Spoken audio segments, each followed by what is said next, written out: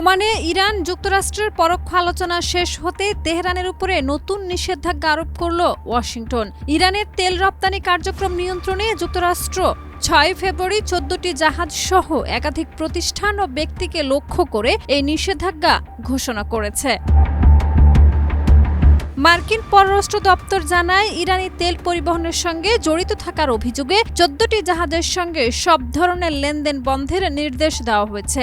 সব জাহাজের মধ্যে তুরস্ক, ভারত ও সংযুক্ত আরব আমিরাতের পতাকাবাহী জাহাজও রয়েছে। পাশাপাশি ১৫টি প্রতিষ্ঠান ও ২ ব্যক্তির উপরও নিষেধাজ্ঞা আরোপ করা হয়েছে।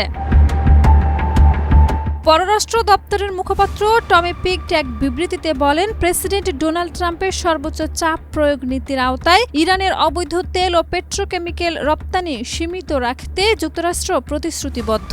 তার ভাষায়, এই পদক্ষেপ ইরানি সরকারের অর্থনৈতিক সক্ষমতা দুর্বল করারই অংশ। ট্রাম্পের প্রথম মেয়াদ থেকে যুক্তরাষ্ট্র অন্যান্য দেশকে ইরানি তেল কেনা থেকে বিরত রাখতে ধারাবাহিকভাবে নিষেধাজ্ঞা দিয়ে আসছে।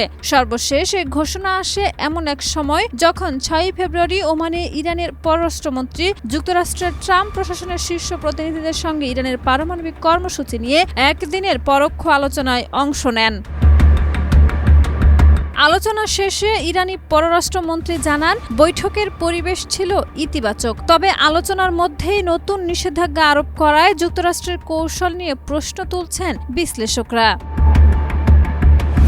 এই আলোচনা অনুষ্ঠিত হয় এমন এক প্রেক্ষাপটে যখন ১৯৭৯ সালের ইসলামী বিপ্লবের পর ইরান সাম্প্রতিক সময়ে সবচেয়ে বড় কয়েকটি বিক্ষোভ কঠোরভাবে দমন করেছে।